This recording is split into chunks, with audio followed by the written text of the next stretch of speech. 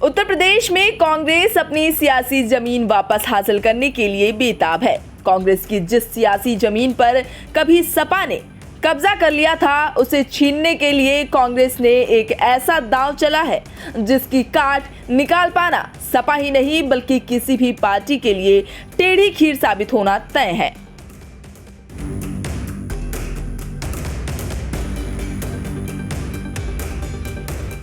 UP में अपना जनाधार बढ़ाने के लिए बेताब कांग्रेस की निगाहें अब खुद से छीनी गई सपा की सियासी जमीन पर गड़ी हैं।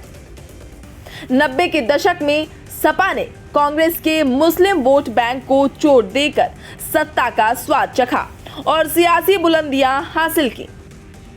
लेकिन अब कांग्रेस ने दोबारा से मुस्लिमों का विश्वास जीतने के लिए कवायदें तेज कर दी हैं।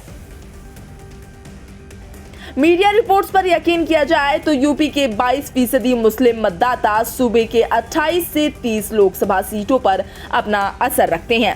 इनमें से 8 से 10 सीटों पर 35 से 50% मुस्लिम वोटर्स हैं, तो 20 से 22 सीटों पर 20 से 35% के बीच आजादी के बाद से लेकर 90 के दशक तक सूबे का मुस्लिम मतदाता कांग्रेस का परंपरागत वोटर माना जाता था।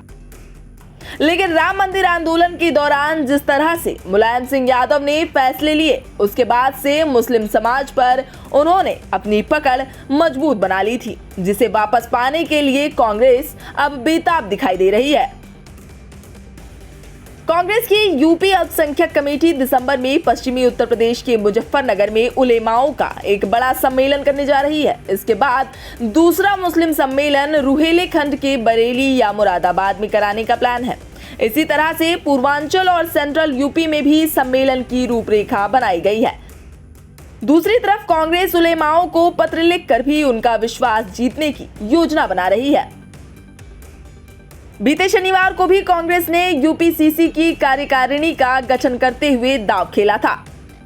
नई कार्यकारिणी में कांग्रेस ने बीडीएम यानी बैकवर्ड दलित मुस्लिम पर फोकस किया, जिसे गठबंधन न होने की स्थिति में वो सपा के पीडीए यानी पिछड़ा दलित और अल्पसंख्यक की रणनीति को मात दे सकें।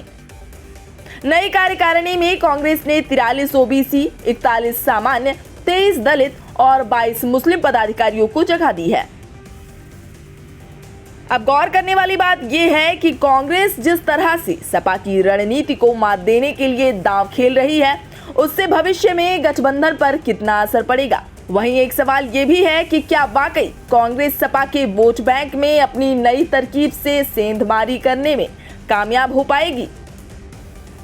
उत्तर प्रदेश की राजनीति से जुड़ी इस खास खबर में अभी के लिए बस इतना ही। ये पूरी खबर आपको कैसी लगी, हमें कमेंट्स में अपनी राय जरूर दें और देश प्रदेश और दुनिया की तमाम खबरों से लगातार रहने के लिए अपडेट सब्सक्राइब करें हमारा चैनल इंडिया पब्लिक खबर और बेल आइकन को दबाना बिल्कुल न भूलें।